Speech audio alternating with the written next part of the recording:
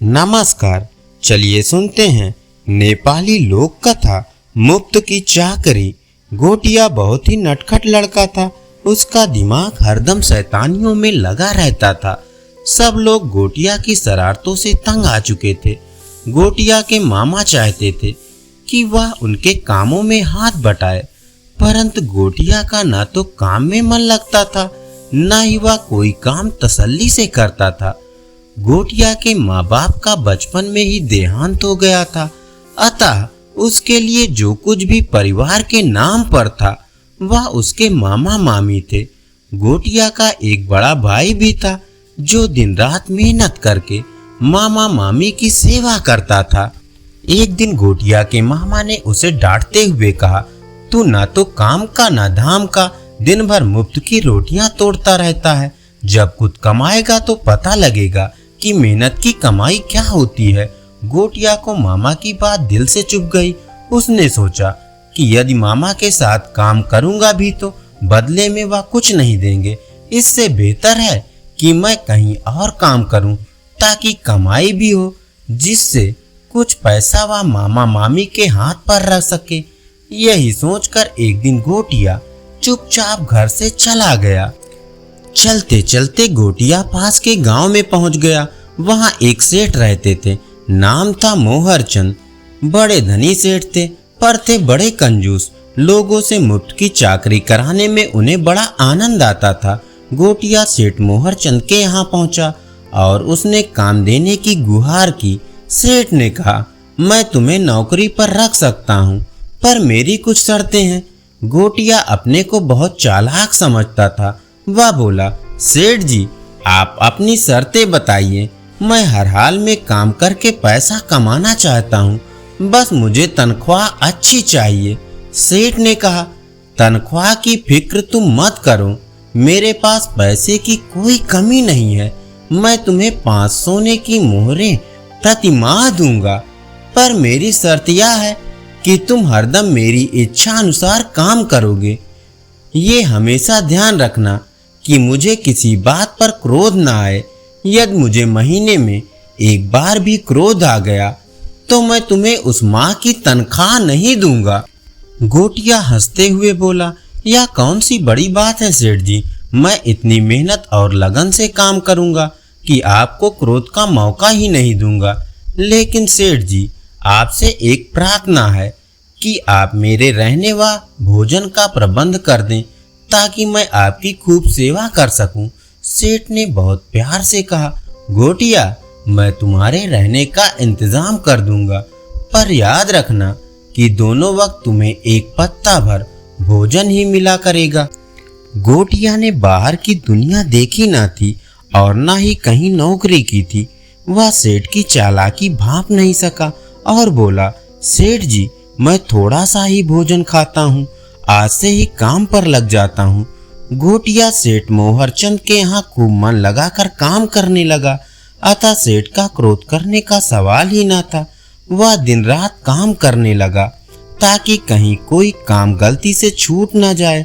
लेकिन गोटिया परेशान था कि पत्ते पर बहुत थोड़ा सा ही भोजन आता था। सेठ के घर के बाहर एक सहतूत का पेड़ था।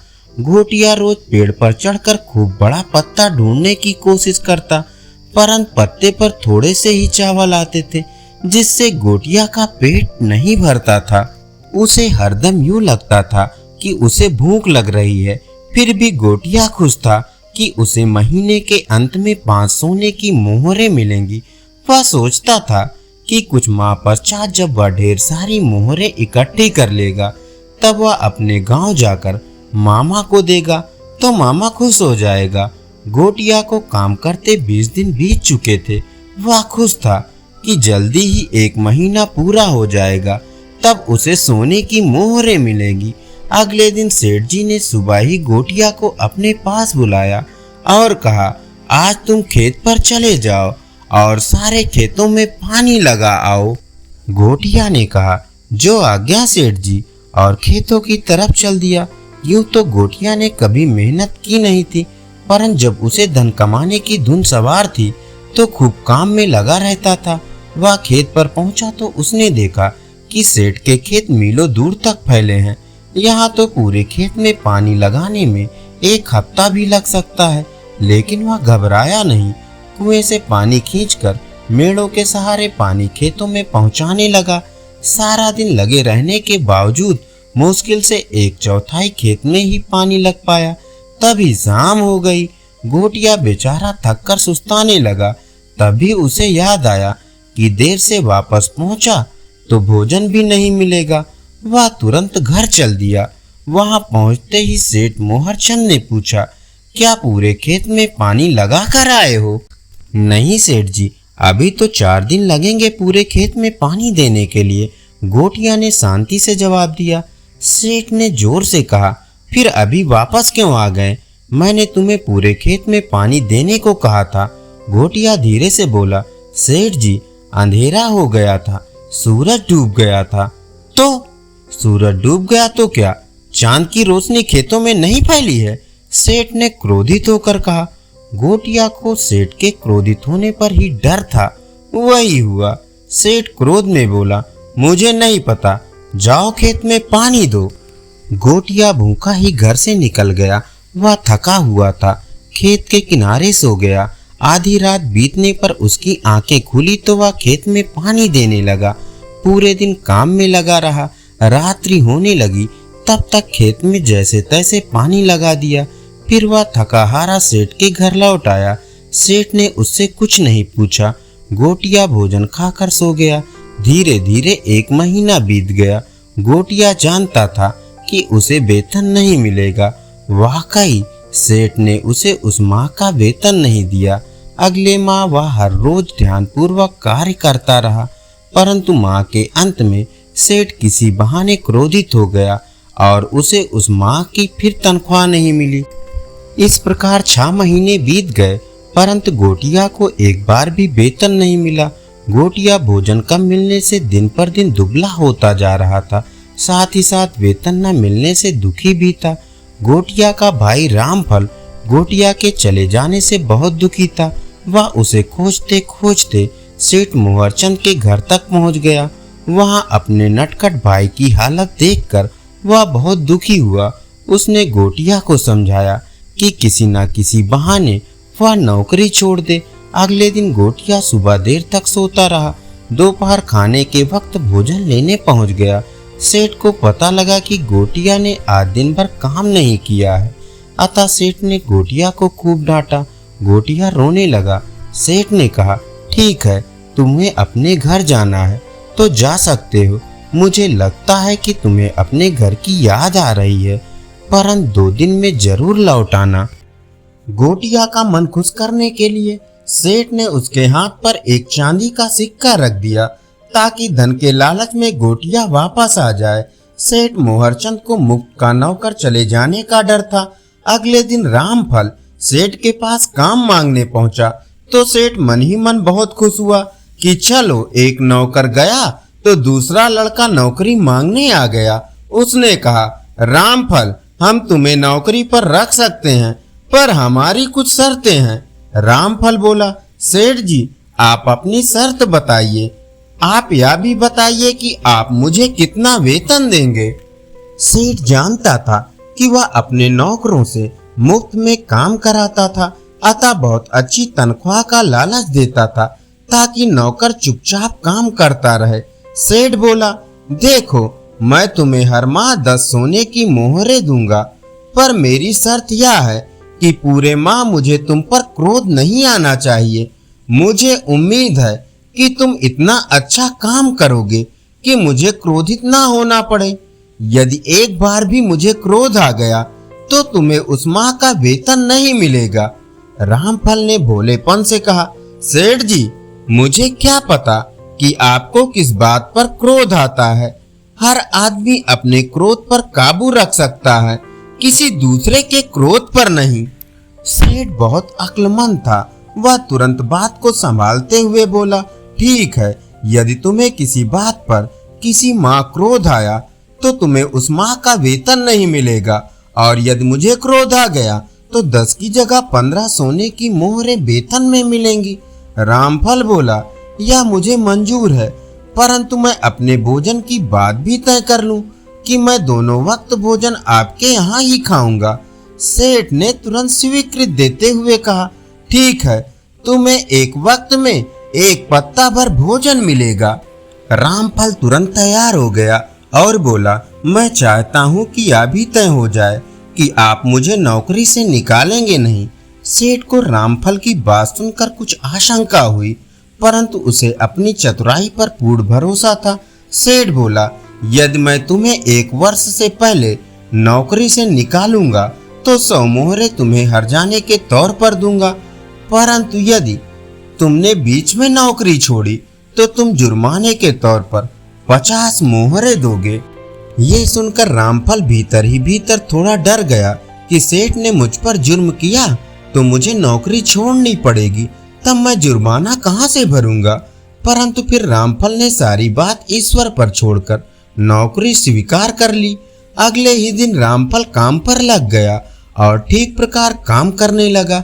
जब भोजन का वक्त आया तो रामफल पत्ता लेकर रसोइये के पास पहुंचा। रसोइया पत्ते का आकार देखकर विस्मित था। रामफल बड़ा सा केले का पत्ता लाया था जिस पर पूरे घर के लिए बना भोजन समा गया, परंतु शर्त के अनुसार रसोइये को पत्ता भरना पड़ा। रामफल सारा भोजन लेकर पास में बनी अपनी झोपड़ी में आ गया जहां गोटिया इंतजार कर रहा था। दोनों भाइयों ने पेट भर भोजन किया, बाकी भोजन कुत्तों व कौवों को डाल दिया। सेठ को पता लगा तो उसे रामफल की चालाकी पर बड़ा क्रोध आया, परंतु वह रामफल के आगे क्रोध प्रकट नहीं कर सकता था। रामफल ठीक प्रकार पूरे माह काम करता रहा। माह के अंत में सेठ ने रामफल को अपने गोदाम भेजा और कहा कि सारा अनाज बोरे में भर दो। शाम तक रामफल आधे बोरों में अनाज भरकर सेठ के यहाँ वापस आ गया। सेठ ने सोचा कि किसी तरह इसे क्रोध दिलाया जाए ताकि इसे रामफल का वेतन ना देना पड़े। सेठ प्यार से बोला, तुम वापस क्यों आ गए जब सारा अनाज थैलों में नहीं भरा था। रामफल ने शांति से कहा, क्योंकि मैं थक गया था, अब मैं कल काम करूंगा। सेठ को अचानक क्रोध आ गया और बोला, कल कल क्या करते हो, अभी जाओ और सारा अनाज भर कर आओ। रामफल जोर से हंसा और बोला, सेठ जी, आज तो मैं कल ही काम करूंगा, और हाँ, कल आपको मुझे तनख्वाह में 15 मोहरे देनी होगी। सेठ अपने क्रोध की उल्टी शर्त भूल चुका था। क्रोध में चिल्लाया, एक तो काम नहीं करते, ऊपर से हंसते हो, मैं तुम्हें 15 मोहरे क्यों दूंगा। सेठ जी, क्योंकि आपको क्रोध आ रहा है। रामफल बोला। सेठ ने अचानक अपना रुख बदला और नकली हंसी के अंदाज में बोला, ओह अच्छा ठीक है। फिर अगले दिन सेठ ने रामफल को तनख्वाह की 15 मोहरे दे दी, लेकिन मन ही मन निश्चय किया कि कम से कम 6 माह तक उसे कोई वेतन नहीं दूंगा। फिर बेचारा खुद ही परेशान होकर नौकरी छोड़ देगा और जुर्माने के तौर पर 50 मोहरे मुझे देगा। लेकिन रामफल भी कम चालाक न था। वह तनख्वाह लेकर अगले दिन सुबह काम पर आ गया। सेठ ने उसे गोदाम पर जाने को कहा और अपने काम पर लग जाने को कहा। थोड़ी देर बाद सेठ जब उधर आया तो देखा कि रामफल सर्दी की धूप सेक रहा है, अभी तक गोदाम नहीं गया। सेठ को रामफल पर बहुत क्रोध आया, लेकिन वह उससे कुछ कह नहीं सकता था, अतः प्यार से उसे गोदाम का काम करने को कहकर चला गया। अब रामफल अपनी मर्जी से काम करता, कभी ना करता। 1 सप्ताह बीत गया, परंतु रामफल ठीक प्रकार से काम नहीं कर रहा था। वह सेठ के अन्य नौकरों को भी बातों में उलझाए रखता। सेठ मन ही मन क्रोध में उबल रहा था। एक तरफ तो वह केले के पत्तों पर ढेरों भोजन ले जाता था, दूसरी तरफ ठीक प्रकार से काम भी नहीं करता था। एक दिन सेठानी बोली, यह रामफल हमारे सारे नौकरों को बिगाड़ रहा है, एक दिन यह हमारा जीना मुश्किल कर देगा, आप इसे निकाल क्यों नहीं देते। सेठ ने सेठानी को कारण बताया तो सेठानी बोली, आप इतने वर्षों से इतने सारे नौकरों से मुफ्त काम कराते आए हैं, लगता है यह नौकर आपको सबक सिखा कर रहेगा, फिर आप किसी से मुफ्त में काम नहीं कराएंगे। आप इसकी आज ही छुट्टी कर दो, वरना सभी नौकर बगावत पर उतर आए तो सबसे निपटना मुश्किल होगा। अगले दिन सेठ ने रामफल को बुलाने भेजा। परंतु रामफल ने कहला भेजा कि वह थोड़ी देर में आएगा। दोपहर में रामफल आया और आकर भोजन खाने बैठ गया। सेठ जोर से चीखा, रामफल इधर आओ, मैं आज तुम्हें नौकरी से निकालता हूँ। रामफल भोजन खाकर हंसता हुआ आया और बोला, सेठ जी मेरा हर्जाना दे दीजिए, मैं चला जाऊंगा। सेठ इसके लिए पहले से ही तैयार था। उसने तुरंत हर्जाने की 100 मोहरें रामफल को दे दी और घर से निकलने का आदेश दिया। रामफल रकम लेकर हंसते हुए चल दिया। सेठ मोहरचंद को क्रोध बहुत आ रहा था, परंतु तसल्ली थी कि ऐसे नौकर से छुटकारा मिल गया। उसने बाहर झांक कर देखा, रामफल एक छोटे लड़के का हाथ पकड़े अपनी पोटली लिए चला जा रहा था। सेठ ने ध्यान से पहचानने का प्रयास किया तो उसे समझते देर न लगी कि वह लड़का गोटिया था। अब सेठ ने कसम खाई कि किसी से मुफ्त में चाकरी नहीं कराएगा। धन्यवाद। चलिए सुनते हैं नेपाली लोक कथा सियार का फैसला। एक था सियार। एक दिन वह अपने शिकार की तलाश में जा रहा था। उसने दूर से देखा एक आदमी एक बाघ के आगे आगे चल रहा है। उसे दाल में कुछ काला नजर आया और वह नजर बचाकर चलने लगा। तभी उसे आदमी की आवाज सुनाई पड़ी, मंत्री जी जरा रुकिए। सियार ने अनसुनी सी करते हुए अपनी चाल की गति को बढ़ाई। आदमी ने फिर आवाज दी, श्रृंगाल महोदय जरा मेरी फरियाद तो सुनते जाइए, मैं आपके पास ही आ रहा था। सियार ने सोचा, यह निश्चय ही सीधा साधा व्यक्ति संकट में फंस गया है, इसकी सहायता करना तो धर्म है, जरा इसकी बात सुन ले। यह विचार आने पर सियार रुक गया और कहने लगा, जल्दी बोलो, मुझे भी कहीं जल्दी पहुंचना है। बाघ और आदमी सियार के निकट पहुंच गए। सियार कहने लगा, जरा दूर से ही बात करो तो बेहतर होगा।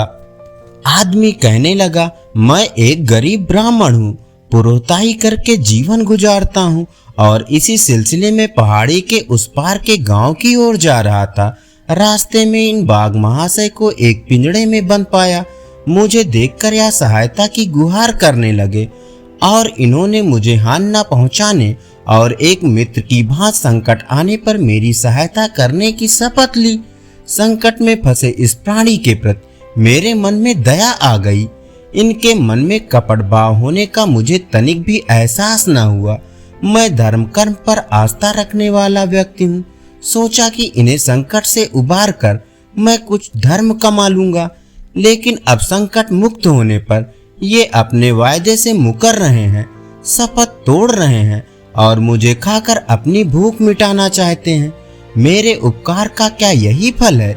यही जानने के लिए हम आपके पास आ रहे थे। कृपया न्याय कर दीजिए, बड़ी कृपा होगी। आदमी की बातों को सुनकर सियार कुछ देर सोच में पड़ गया। उसकी आंखें कुछ देर के लिए बंद हो गई। उसकी मुद्रा देखकर बाघ के ओंठ कुटिल मुस्कुराहट में हिलने लगे। सियार ने आंखें खोलने पर बाघ के चेहरे पर कुटिल मुस्कुराहट देखी। उसने गंभीर स्वर में बोलते हुए कहा, बाघ भैया, अब जरा आपकी भी बात सुन ली जाए, पता तो चले कि यह आदमी कितना सच बोल रहा है। बाघ कहने लगा, यह सच है कि इसने मुझे एक पिंजड़े से आजाद किया, लेकिन अपने को मुक्त पाने और इसे सामने देखने के बाद मुझे जो भूख जगी उसे मैं दबा नहीं पा रहा हूँ। लेकिन बार बार ये मेरी शपथ और दोस्ती की बात याद दिलाकर मुझे रोक रहा है। आते हुए रास्ते में मुझे जो भी प्राणी मिले उनसे भी इसने न्याय का अनुरोध किया, लेकिन सभी प्राणियों का कहना है कि मानव जाति मुंह की जितनी मीठी होती है उतनी ही स्वार्थी, अविश्वसनीय और कृत्रिम भी होती है। अपना काम निकल जाने पर आदमी किसी के प्रति भी दया भाव नहीं रखता, भले ही उसने उसी की सेवा या सहायता ही क्यों ना की हो। इसलिए तुम भी अपने वायदे को तोड़कर अपनी भूख को मिटाते हो तो इसमें कोई बुराई नहीं है। सियार ने पूछा, वे कौन प्राणी थे? वे गाय, भैंस, बैल, ऊंट आदि थे। बाघ ने कहा, गाय का कहना है, जब तक मैं दूध देती रही मेरा मालिक मेरी बड़ी सेवा करता रहा, कभी हरी हरी घास तो कभी चने बिलौने खिलाता, लेकिन जब मैंने दूध देना बंद किया तो उसी मालिक ने मुझे जंगल में भटकने और किसी जंगली जानवर का शिकार बनने के लिए छोड़ दिया। यदि भूले भटके मैं उधर उसकी गौशाला की ओर जाती हूँ तो वह मुझे डंडे मारकर भगा देता है। भैंस, बैल और ऊंट की भी व्यथा ऐसे ही है। वे सभी मानव जात के स्वार्थ के शिकार बनकर जंगल में भटक रहे हैं। बैल तो बूढ़ा हो गया है और उसमें गाड़ी खींचने या खेत जोतने की शक्ति नहीं रही। सियार ने बात काटते हुए कहा, हाँ, उनकी बातों में कुछ सच्चाई तो दिखती है। इतना कहने के बाद सियार उस ओर मुड़ गया जिस ओर से बाघ और आदमी आ रहे थे।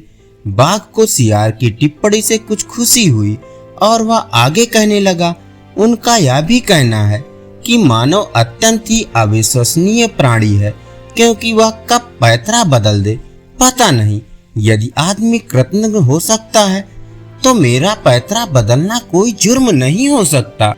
सियार ने कहा, उन प्राणियों की व्यथा तो वास्तव में ही दर्दनाक है, लेकिन बाघ भैया, वह पिंजड़ा कहाँ है जिसमें आपको बंद देखकर इसने मुक्त कर दिया था? बाघ कहने लगा, थोड़ी ही दूर आगे पिंजड़ा है। सियार ने पूछा, तो बाघ भैया, आपने अपनी प्रतिज्ञा तोड़ने की ही ठान ली? हाँ, क्योंकि जंगल राज में सबसे बड़ा धर्म है अपना पेट भरना, अतएव इसे अपना शिकार बनाकर भूख मिटाना मेरी दृष्टि में प्रतिज्ञा तोड़ना नहीं होगा। बाघ ने कहा। तब तक सियार की नजर पिंजड़े पर पड़ गई, फिर भी अनजान सा बनकर पूछने लगा, अच्छा बाघ भैया, जरा या तो बताइए, पिंजड़ा किस वस्तु का है, लोहे का या लकड़ी का? बाघ कहने लगा, लोहे का, वह सामने पड़ा है। क्या बात करते हो बाघ भैया, लोहे के इस छोटे पिंजड़े में आप कैसे समा सकते हैं?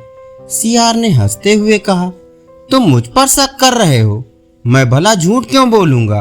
बाघ ने उत्तेजित होकर कहा, नहीं, शक नहीं कर रहा हूँ बाघ भैया, एक उत्सुकता जगी थी सो पूछ बैठा। आप नाराज ना हो, जरा देखूं तो इस छोटे से पिंजड़े में आप समाये कैसे? सियार ने हंसते हुए कहा, लो देखो, झल्लाते हुए बाघ ने कहा, और इतना कहते हुए वह पिंजरे के अंदर घुस गया। बाघ अंदर क्या घुसा, सियार ने पिंजरे का मुंह बंद कर दिया और कहने लगा, बाघ भैया, आप जैसे विश्वासघाती प्राणी के लिए यही स्थान उपयुक्त है। अब आप विश्राम करिए, हम चले। इतना कहकर सियार आगे बढ़ा। आदमी ने दोनों हाथ जोड़कर सियार के प्रति अपना आभार व्यक्त किया। सियार कहने लगा, देखो भाई, अपने से बलशाली और कपटी प्राणी के साथ मित्रता कायम करना हमेशा हानिकारक और प्राणघातक होता है। अब भागो यहाँ से, मुझे भी अपनी राह जाने दो। फैसला सुनाकर सियार भागते हुए आगे निकल गया। धन्यवाद। चलिए सुनते हैं नेपाली लोक कथा किस्मत। चंदन नगर का राजा चंदन सिंह बहुत ही पराक्रमी एवं शक्तिशाली था। उसका राज्य भी धन धान्य से परिपूर्ण था। राजा की ख्याति दूर दूर तक फैली थी। एक बार चंदन नगर में एक ज्योतिषी पधारे। उनका नाम था भद्रशील। उनके बारे में विख्यात था कि वो बहुत ही पहुंचे हुए ज्योतिषी हैं और किसी के भी भविष्य के बारे में सही सही बता सकते हैं। वो नगर के बाहर एक छोटी कुटिया में ठहरे थे। ज्योतिषी की इच्छा हुई कि वह भी राजा के दर्शन करे। उन्होंने राजा से मिलने की इच्छा व्यक्त की और राजा से मिलने की अनुमति उन्हें सहर्ष मिल गई। राज दरबार में राजा ने उनका हार्दिक स्वागत किया। चलते समय राजा ने ज्योतिषी को कुछ हीरे जवाहरात देकर विदा करना चाहा, परंतु ज्योतिषी ने यह कहकर मना कर दिया कि वह सिर्फ अपने भाग्य का खाते हैं। राजा की दी हुई दौलत से वह अमीर नहीं बन सकते। राजा ने पूछा, इससे क्या तात्पर्य है आपका गुरुदेव? कोई भी व्यक्ति अपनी किस्मत और मेहनत से गरीब या अमीर होता है। यदि राजा भी किसी को अमीर बनाना चाहे तो नहीं बना सकता। राजा की दौलत भी उसके हाथ से निकल जाएगी। यह सुनकर राजा को क्रोध आ गया। गुरुदेव, आप किसी का हाथ देखकर यह बताइए कि उसकी किस्मत में अमीर बनना लिखा है या गरीब, मैं उसको उलटकर दिखा दूंगा। राजा बोले, ठीक है, आप ही किसी व्यक्ति को बुलाइए, मैं बताता हूँ उसका भविष्य और भाग्य। ज्योतिषी ने शांतपूर्वक उत्तर दिया। राजा ने अपने मंत्री को चुपचाप कुछ आदेश दिया और कुछ ही क्षणों में एक सजा धजा नौजवान ज्योतिषी के सामने हाजिर था। ज्योतिषी भद्रशील ने ध्यान से उस व्यक्ति का माथा देखा, फिर हाथ देखकर कहा, यह व्यक्ति गरीबी में जन्मा है और जिंदगी भर गरीब ही रहेगा। इसे खेतों और पेड़ों के बीच कुटिया में रहने की आदत है और वहीं रहेगा। राजा चंदन सिंह ये सुनकर हैरत में पड़ गया और बोला, आप ठीक कहते हैं, यह सजा धजा नौजवान महल के राजसी वस्त्र पहन कर आया है, परंतु वास्तव में यह महल के बागों की देखभाल करने वाला गरीब माली है। परंतु गुरुदेव, 1 वर्ष के भीतर मैं इसे अमीर बना दूंगा, यह जिंदगी भर गरीब नहीं रह सकता। राजा का घमंड देखकर ज्योतिषी ने कहा, ठीक है, आप स्वयं आजमा लीजिए, मुझे आज्ञा दीजिए। और ज्योतिषी भद्रशील चंदन नगर से चले गए। राजा ने अगले दिन माली दयाल को बुलाकर एक पत्र दिया और साथ में यात्रा करने के लिए कुछ धन दिया। फिर उससे कहा, यहाँ से 100 कोस दूर बालीपुर में मेरे परम मित्र भानु प्रताप रहते हैं, वहां जाओ और यह पत्र उन्हें दे आओ। ये सुनकर दयाल का चेहरा लटक गया। वह पत्र लेकर अपनी कुटिया में आ गया और सोचने लगा, यहाँ तो पेड़ों की थोड़ी बहुत देखभाल करके दिन भर आराम करता हूँ, अब इतनी गर्मी में इतनी दूर जाना पड़ेगा। परंतु राजा की आज्ञा थी, इसलिए अगले दिन सुबह तड़के वह चंदन नगर से पत्र लेकर निकल गया। 2 गांव पार करते करते वह बहुत थक चुका था और धूप चढ़ने लगी थी, इस कारण उसे भूख और प्यास भी जोर की लगी थी। वह उस गांव में बाजार से भोजन लेकर एक पेड़ के नीचे खाने बैठ गया। अभी आधा भोजन ही कर पाया था कि उसका एक अन्य मित्र जो खेती ही करता था मिल गया। दयाल ने अपनी परेशानी अपने मित्र टीकम को बताई। सुनकर टीकम हंसने लगा, बोला, इसमें परेशानी की क्या बात है, राजा के काम से जाओगे, खूब आओ भगत होगी, तुम्हारी जगह मैं होता तो खुशी खुशी जाता। यह सुनकर दयाल का चेहरा खुशी से खिल उठा। तो ठीक है भैया टीकम, तुम ही यह पत्र लेकर चले जाओ, मैं एक दिन यहीं आराम करके वापस चला जाऊंगा। टीकम ने खुशी खुशी वह पत्र ले लिया और 2 दिन में बाली नगर पहुंच गया। वहां का राजा भानु प्रताप था। टीकम आसानी से भानु प्रताप के दरवाजे तक पहुंच गया और सूचना भिजवाई कि चंदन नगर के राजा का दूत आया है। उसे तुरंत अंदर बुलवाया गया। टीकम की खूब आवभगत हुई। दरबार में मंत्रियों के साथ उसे बिठाया गया। जब उसने पत्र दिया तो भानु प्रताप ने पत्र खोला। पत्र में लिखा था, प्रिय मित्र, यह बहुत योग्य एवं मेहनती व्यक्ति है, इसे अपने राज्य में इसकी इच्छा अनुसार 400 एकड़ जमीन दे दो और उसका मालिक बना दो। यह मेरे पुत्र समान है, यदि तुम चाहो तो इससे अपनी पुत्री का विवाह कर सकते हो। वापस आने पर मैं भी इसे अपने राज्य के 5 गांव इनाम दे दूंगा।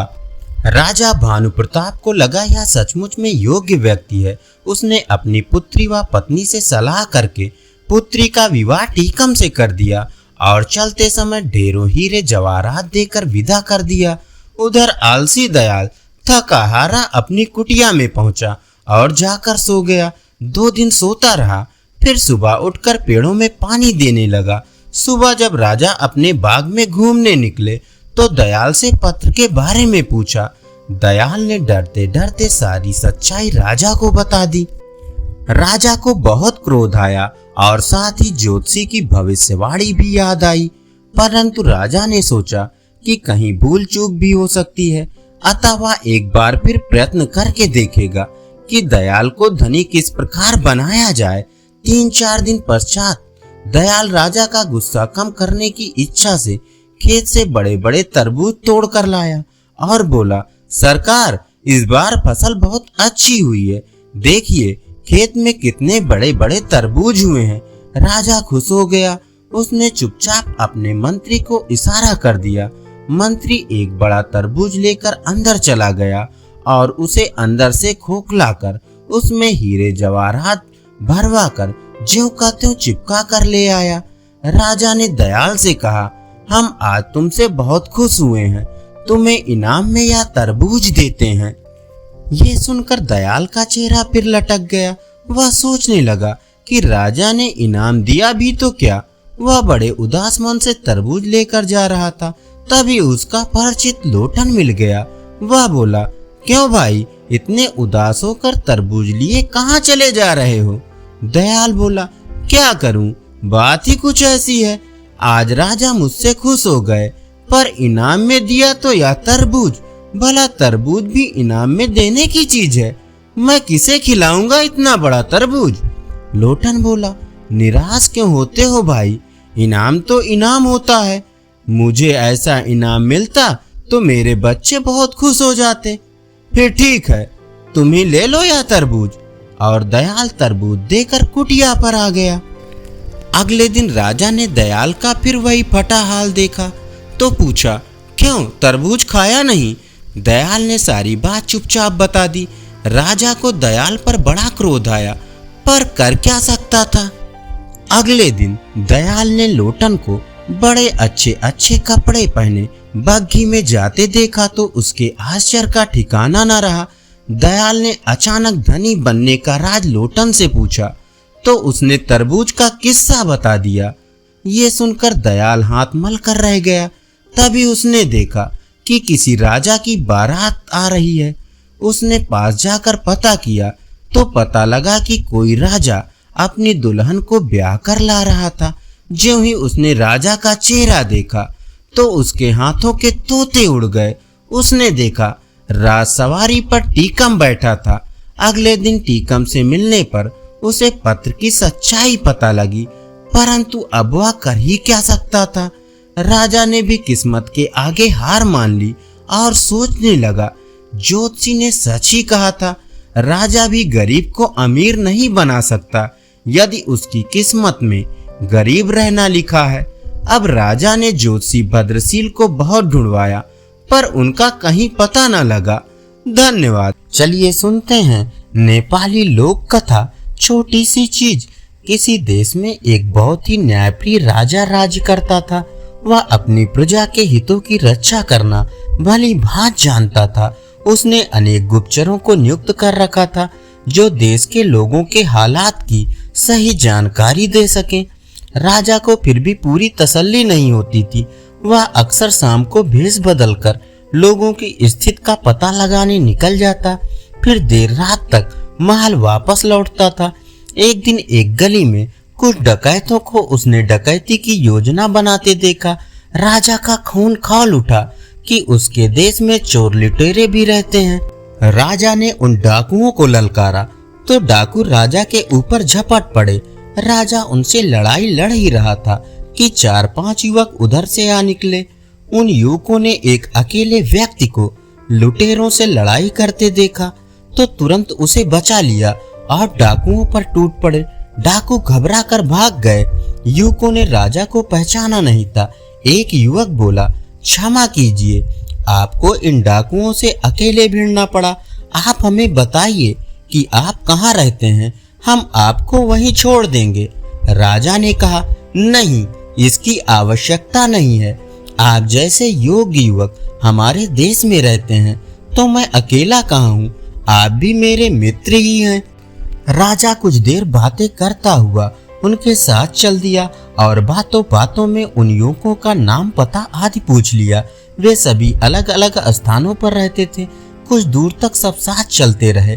फिर आधी रात हो जाने पर सब अपने अपने घर चले गए। राजा भी चुपचाप पिछले दरवाजे से महल में जाकर सो गया। सुबह को राजा ने उठकर उन युवकों को दरबार में आने का न्योता भेजा। वे सभी युवक यह सुनकर बहुत हैरान हुए कि राजा ने उन्हें बुलाया है। उनमें से कुछ युवक डर के मारे घबरा रहे थे कि कहीं उनसे अनजाने में कोई गलती तो नहीं हो गई है जिसकी उन्हें सजा मिलने वाली है। जब युवक राजमहल में पहुंचे तो उन युवकों को बैठक में बिठा दिया गया। कुछ देर बाद सिपाही अपने साथ युवकों को राजा के सामने ले गए। युवक यह देखकर विस्मित रह गए कि रात में डकैतों से टक्कर लेने वाला व्यक्ति और कोई नहीं बल्कि उस देश का राजा था। उन्होंने राजा को झुककर प्रणाम किया। राजा ने कहा, तुम सब मेरे मित्र हो, अतः तुम्हें प्रणाम नहीं मेरे गले से लगना चाहिए। सभी युवक राजा की बात सुनकर बहुत खुश हो गए। राजा ने उन पांचों युवकों को गले लगाते हुए कहा, तुम सभी मेरे मित्र हो। मैं चाहता हूँ कि तुम लोग अपनी अपनी एक इच्छा बताओ। यदि मेरे बस में हुआ तो मैं तुम्हारी इच्छा अवश्य पूरी करूँगा।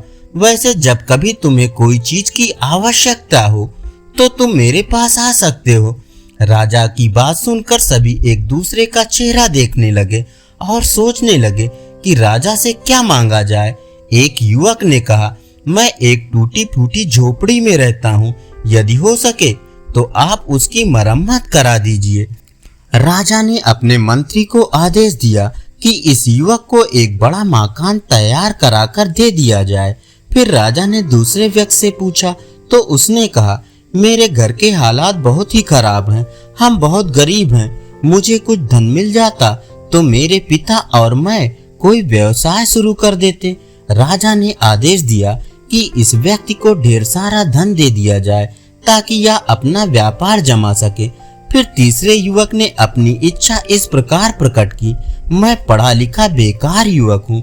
मेरे माता पिता चाहते हैं कि मैं नौकरी पर लग जाऊं ताकि कुछ कमा सकूं। मेरी आपसे प्रार्थना है कि आप मेरी नौकरी कहीं लगवा दीजिए। राजा ने उस युवक को एक अच्छे पद पर नौकरी दिलवाने का आदेश दिया और वह युवक खुश हो गया। अब चौथे युवक की बारी थी। वह कुछ देर तक सोचता रहा कि राजा से क्या मांगूं।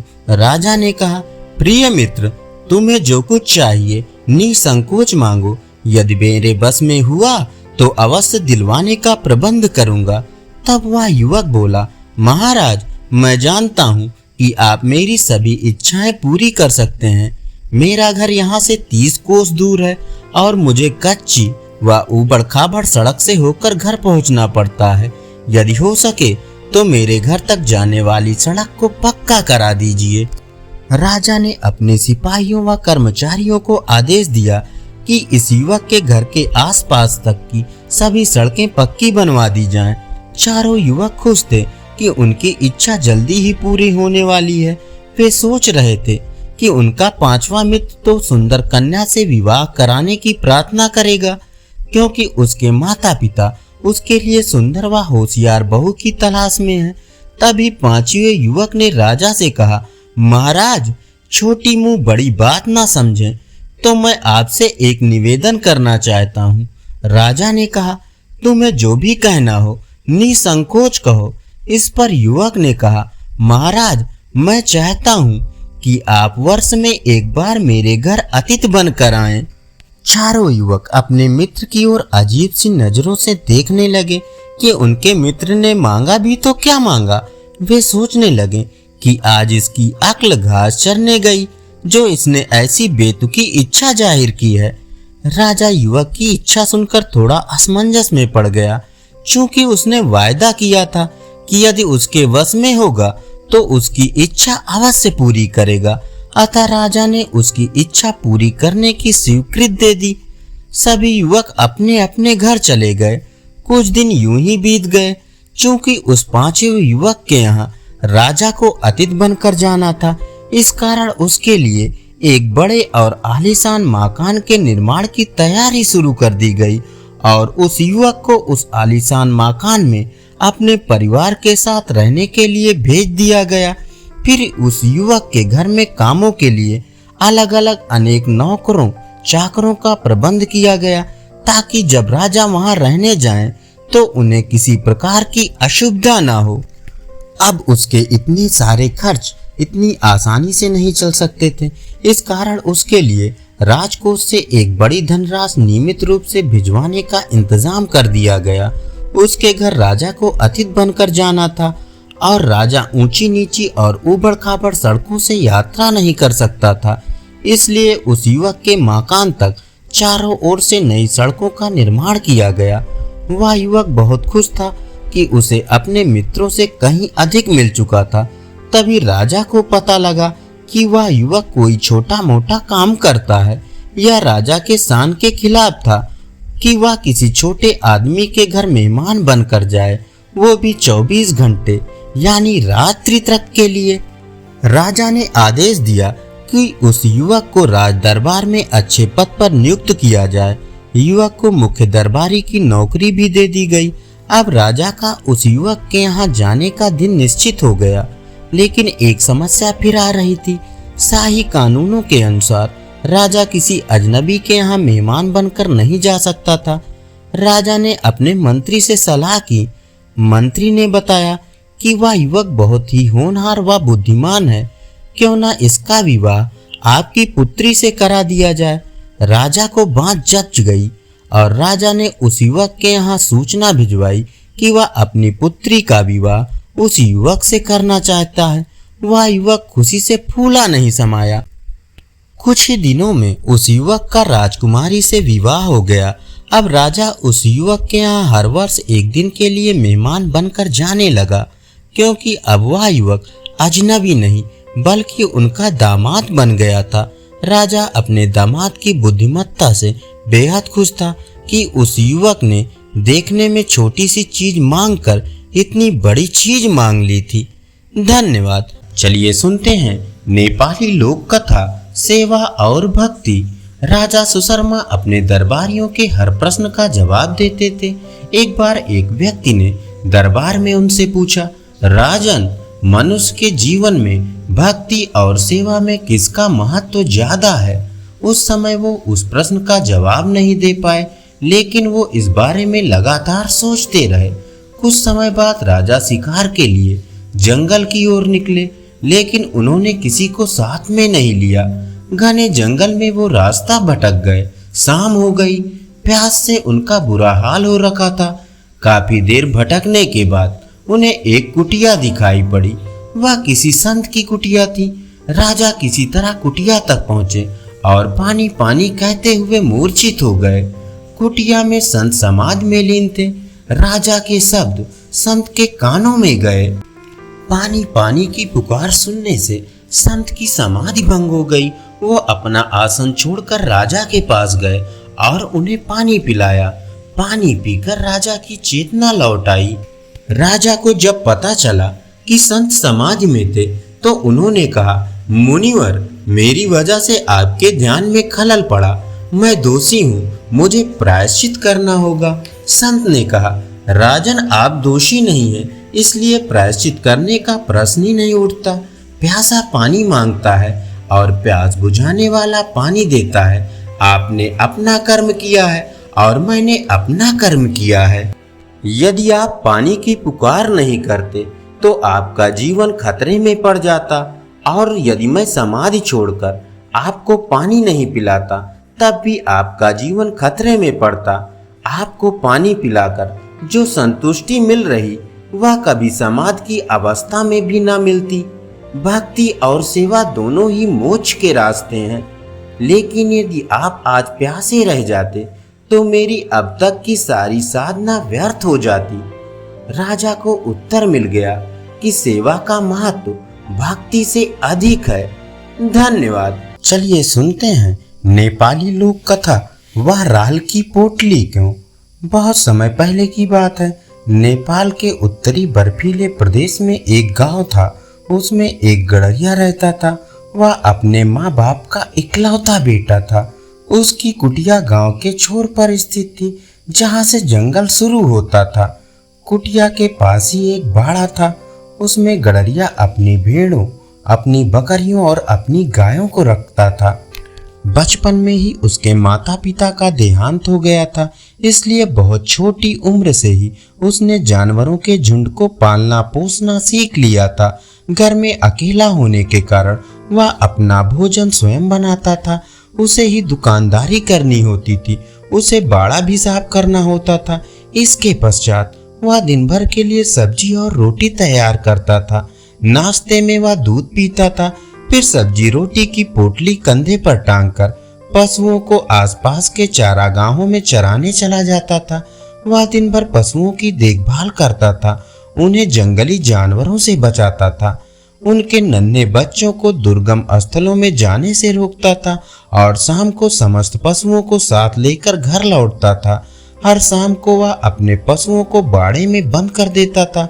इसके उपरांत वह रात का भोजन खाकर सो जाता था। यही उसके दिन भर की चर्या बन गई थी। एक शाम को जब वह पशुओं को लेकर घर आ रहा था, तब बीच रास्ते में पीछे की ओर उसने एक डरावनी आवाज सुनी। उसने पीछे की ओर मुड़कर देखा, परंतु पीछे झाड़ियों के अलावा और कुछ दिखाई ही नहीं दिया। उसने प्रथम बार ऐसी आवाज सुनी थी, इसलिए उस दिन वह भयभीत नहीं हुआ। परंतु ऐसी ही डरावनी आवाज उसने दूसरी और तीसरी शाम को भी सुनी। अब उसे पूरा विश्वास हो गया कि कोई ना कोई उसको सीटी बजाकर पीछे से डराना चाहता है, इसलिए अब वह कुछ भयभीत सा होने लगा।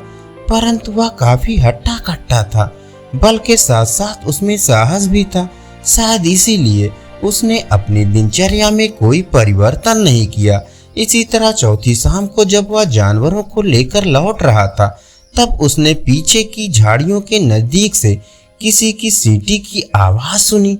सीटी सुनते ही वह एकदम वहीं खड़ा हो गया। फिर वह पीछे की ओर घूमा और अपनी पूरी शक्ति से चिल्लाकर कहा, कौन दैत्य या दानव पीछे से मुझे डरा रहा है? अगर किसी में हिम्मत हो तो वह मेरे सामने आ जाए।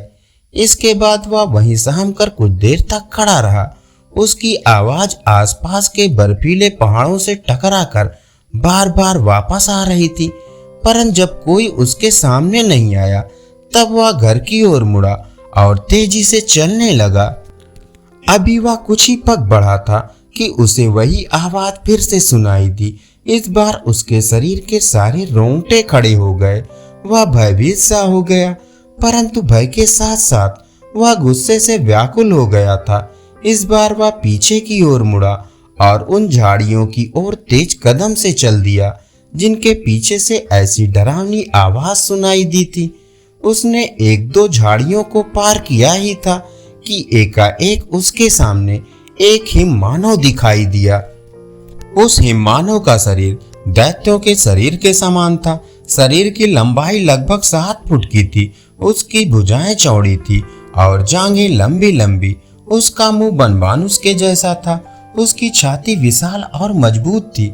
उसके दांत लंबे लंबे और नुकीले थे।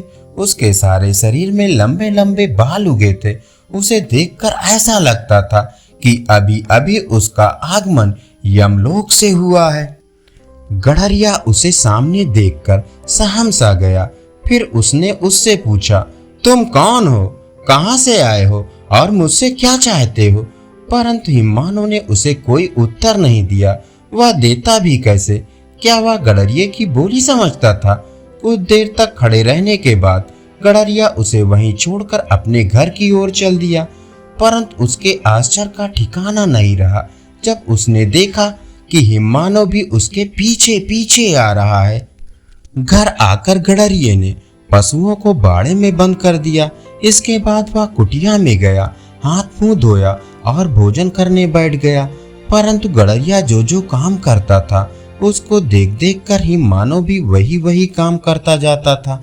बैठना, उठना, हाथ मुंह धोना, वह गड़रिया की हूबहू नकल करता जाता था। गड़रिये ने जैसे ही एक रोटी का टुकड़ा मुंह में डाला, वैसे ही मानव ने भी एक रोटी का टुकड़ा मुंह में डाला और उसे चबा चबा कर निगल गया। परंतु जैसे ही उसे सब्जी और रोटी का स्वाद मिला, वैसे ही उसने गड़रिये की सारी सब्जी रोटी छीनकर खा डाली। उस रात गड़रिया भूखा सो गया। दिन भर का थका मांदा होने के कारण उसने हिममानव से कुछ नहीं कहा। हिममानव भी वहीं सो गया। परंतु दूसरे दिन सवेरे के समय जब गड़रिया की नींद खुली, तब उसने अपने को घर में अकेला ही पाया। हिममानव गायब था। हर रोज की तरह उसने सवेरे खाना बनाया और जानवरों को चराने चला गया। उस शाम को लौटते समय वही हिममानव उसके पीछे पीछे घर आया और पहली रात के समान ही उसने उसका सारा भोजन चट कर लिया। दूसरी रात को भी गड़रिये को भूखा सोना पड़ा। तीसरी रात को भी यही हाल रहा। अब गडरिया चिंतित सा हो गया। उसने सोचा, आखिर कब तक यह सिलसिला चलता रहेगा और कब तक उसे भूखे पेट सोना पड़ेगा। इसलिए चौथी रात को हिम्मानो ने भोजन लेने के लिए जैसे ही हाथ बढ़ाया, गडरिये ने जोर का धक्का देकर उसके हाथ को अलग कर दिया। फिर क्या था, दोनों में हाथापाई होने लगी। इस प्रकार इस छीना झपटी में सब्जी और रोटी तो इधर उधर बिखर गई, परंतु उनकी लड़ाई जारी रही। दोनों के शारीरिक बल समतुल्य थे, इसलिए बहुत देर तक लड़ने पर भी उनमें से किसी की भी जीत ना हुई। लड़ते लड़ते जब दोनों थककर चूर हो गए, तब वे अलग थलग लुढ़क कर सो गए। परंतु अगले दिन सवेरे हिम्मानो अन्य दिनों के सामान लापता था। बात यह थी कि हर रात को तीसरे पहर हिम्मानो उठकर जंगल में चला जाता था। उसी प्रकार जब दूसरी और तीसरी शाम को भी वही घटना घटी, तब गडरिये ने उसे मारने का उपाय सोचना शुरू किया। बहुत सोचने पर उसे एक उपाय सूझ ही गया। जिस दिन से वह हिम्मानो के संपर्क में आया था, उस दिन से उसने यह अनुभव किया था कि हिम्मानो उसका अनुकरण जी जान से करता आ रहा था। अतः गडरिये ने इस खोज से भरपूर फायदा उठाना उचित समझा। इसलिए चौथी शाम को उसने एक शानदार कलाकार के समान अभिनय करने का निश्चय किया। उस शाम को उसने शान के साथ कुटिया में प्रवेश किया, फिर नाटकीय ढंग से बैठने का बंदोबस्त किया। हिम्मानो उसको वैसा करता देख हूबहू वैसा ही करता गया। इसके बाद गडरिये ने भोजन निकाला, परंतु जब खाने का समय आया तब हिम्मानो ने सारे का सारा भोजन खा लिया। आज गडरिये ने इसका विरोध नहीं किया। जाड़े की रात थी। गडरिये ने आग जलाई। जब आग ठीक प्रकार से प्रज्वलित हो गई, तब गडरिया उठा और एक कोने में से एक टीन उठा लाया। उसमें राल भरा हुआ था। उसने टीन का ढक्कन खोला, अपनी हथेली को राल में डुबोने का अभिनय किया, परंतु उसने नाम मात्र का राल लिया और झूठ मूठ अपने सारे बदन पर मसलना शुरू किया। उसे वैसा करते देखकर हिम्मानो उसी कोने से एक दूसरा टीन उठा लाया। उसने भी उसका ढक्कन खोला, परंतु थोड़ा राल लेने के बजाय उसने अपना आधा हाथ राल में डुबोकर खूब सारा राल निकाला और अपने सारे बदन पर मलने लगा। गडरिया उसे दिखा दिखा कर बार बार वैसा करता जाता था और वह भी बार बार उसका अनुकरण करता जाता था। इसके बाद गडरिये ने आग से कुछ दूर पर खड़ा होकर अपने दोनों हाथों को आग की ओर फैला दिया, मानो आग तापने की कोशिश कर रहा हो। यथार्थ में उसने आग के सामने ऐसा अच्छा अभिनय किया कि हिम्मानो तुरंत आगे बढ़कर आग के एकदम पास पहुंच गया। उसने आगे झुककर अपने दोनों हाथों को आग की लपटों पर प्रसार दिया। फिर क्या था, आग उसके बदन पर लहक उठी। उसके सारे शरीर पर लंबे लंबे बाल तो थे ही, जिन पर राल लगा हुआ था। इस प्रकार देखते देखते वह जलकर मर गया। तब जाकर गडरिये ने चैन की सांस ली। उसी समय से हर नेपाली के घर की दहलीज पर एक पोटली टंगी होती है। उस पोटली में और कुछ नहीं, राल का एक टुकड़ा होता है। यह पोटली आज भी उनके घरों की दहलीज के पीछे देखी जाती है और उसके बारे में किसी से जब भी कुछ पूछा जाता है तो यही उत्तर मिलता है, एती को भगाने के लिए ये पोटली रखी जाती है। यह एती और कोई नहीं, उस दैत्याकार हिम्मानो का नाम है, जिसके डर से हर नेपाली अपने अपने घरों को सुरक्षित रखना चाहते हैं और राल की वह पोटली युगों युगों से उनको अभयदान देती आ रही है। धन्यवाद। चलिए सुनते हैं नेपाली लोक कथा स्वर्णकेशी। एक ब्राह्मण था, उसकी 2 स्त्रियां थी। पहली स्त्री मर चुकी थी, उसके 2 बच्चे थे, एक लड़का एक लड़की। दूसरी स्त्री की एक लड़की थी, वह लड़की बदसूरत और कानी थी, पर सौतेली लड़की बहुत सुंदर थी। उसके बाल सुनहरे थे, इसलिए पास पड़ोस के लोग उसे स्वर्णकेशी कहकर पुकारते थे। उसकी माँ मर चुकी थी, इसलिए सौतेली माँ का व्यवहार उन दोनों भाई बहनों के प्रति बहुत बुरा था। स्वर्णकेशी के भाई को तो उसने मार मार कर भगा दिया था। स्वर्णकेशी को भी वह चैन से नहीं रहने देती थी। उसने एक भेड़ा पाल रखा था। स्वर्णकेशी को रोज भेड़ा चराने के लिए भेज देती, लेकिन उसकी अपनी लड़की मौज मारती थी। स्वर्णकेशी सौतेली माँ के इस व्यवहार को समझती थी। प्यार तो दूर रहा, सौतेली माँ उसे भरपेट खाना भी न देती थी। कभी स्वर्णकेशी सोचती, मेरी माँ जिंदा होती तो, और उसकी आंखों में आंसू आ जाते। एक दिन वह यूं ही रो रही थी कि भेड़े ने उसे देख लिया। उसने पूछा, तू रोती क्यों है बहन? अपने दुर्भाग्य पर वह और भी रोने लगी। मेरी सौतेली माँ मुझे प्यार नहीं करती, अपनी बेटी को खाना देती है, मुझे खाना नहीं देती। कोई बात नहीं, भेड़ा बोला, जैसा कि पहले से ही वह सब बात समझता हो। मेरा कहा मानो, उस पेड़ की जड़ को खोदो, नीचे एक डंडा मिलेगा, उस डंडे से मेरे सींग पर चोट करो। स्वर्णकेशी के समझ में नहीं आया, पर भेड़े ने बात किया। आखिर उसने पेड़ के नीचे खोदना शुरू किया। डंडा मिला, एक चोट भेड़े के सींग पर मारी तो फल, मेवे, मिठाई आदि कई खाने की चीजें निकली। स्वर्णकेशी ने खूब चक्कर खाया। बस तब से वह रोज ऐसा ही करती और खूब खुश रहने लगी। फिर तो वह कुछ कुछ तंदुरुस्त भी होने लगी, रूप भी निखरने लगा। बात क्या है, एक दिन उसकी सौतेली माँ ने सोचा, मैं इसे खाना भी नहीं देती, इससे इतना काम भी लेती हूँ, फिर भी यह इतनी मोटी होती जा रही है। फिर उसने अपनी लड़की को बुलाया और बोली, तुझे क्या हो रहा है? इतना खिलाती हूँ, फिर भी तू मरने को होती जा रही है। स्वर्णकेशी को तो देख। और दूसरे दिन से उसने अपनी बेटी को भी उसके साथ लगा दिया और समझा दिया कि मालूम करना कि वह क्या खाती है और क्या करती है। स्वर्णकेशी सब समझती थी। सौतेली बहन हर वक्त साथ रहती थी, इसलिए भेड़े के पास जाने की उसकी हिम्मत ना पड़ती थी, शिकायत का डर जो था। फिर 3-4 दिन ऐसे ही बीत गए।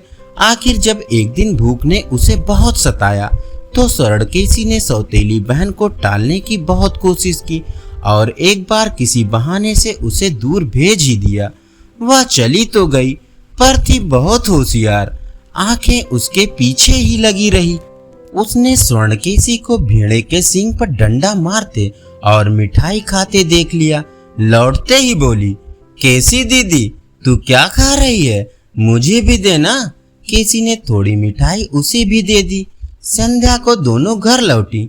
माँ ने हमेशा की तरह अपनी बेटी से पूछा, कुछ मालूम हुआ? हाँ माँ, बेटी तो पहले से ही कहने को तैयार थी। बोली, केसी मिठाई खाती है, और उसने सारी बात बता दी कि किस प्रकार भेड़े के सींग पर डंडा मारकर वह मिठाई खाती है।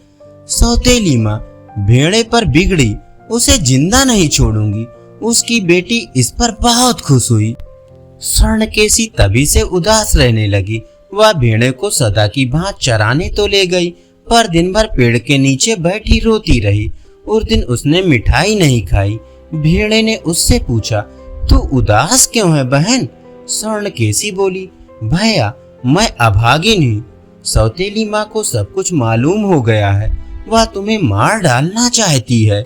भेड़े ने कहा, मारने भी दो केसी, तेरे लिए मैं तब भी नहीं मरूंगा। ये सब मेरा मांस खाएंगे, पर तू ना खाना। तू मेरी हड्डियों को उठाकर एक जगह पर गाड़ देना। जब किसी चीज की जरूरत हो उसे खोदना, तेरी मनचाही चीज तुझे मिल जाएगी। भेड़ा मारा गया। स्वर्णकेशी ने वैसा ही किया। अब उसकी जिंदगी और भी बुरी हो गई। पहले तो वह भेड़े के साथ वन में जाकर मन बहला लेती थी, अब उसे घर में ही काम करने पड़ते थे। खाने पीने का भी वही हाल था। रो रो कर अब उसके दिन बीतते थे। उसका कोई अपना ना था। उसकी सौतेली माँ और बहन तो मजे से बैठी रहती थी और उसको कोई ना कोई काम दे दिया जाता था। एक दिन की बात है, पास ही शहर में मेला लगा। दोनों माँ बेटी सचकर मेले में चल दी, किंतु केसी के लिए खूब सारे चावलों में कंकड़ मिलाकर साफ करने को छोड़ गई। मेले में जाने की केसी की भी इच्छा थी, पर उसके बस की बात ना थी। वह चावल साफ करती और रोती रही। इतने में कुछ गौरैया उड़ती हुई उधर आई। उन्होंने उसे रोते देखकर पूछा, बहन रोती क्यों है?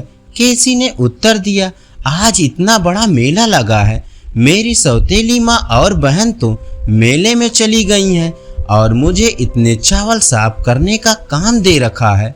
चिड़ियों ने कहा, तू फिक्र ना कर, तेरे बदले का काम हम कर देंगी।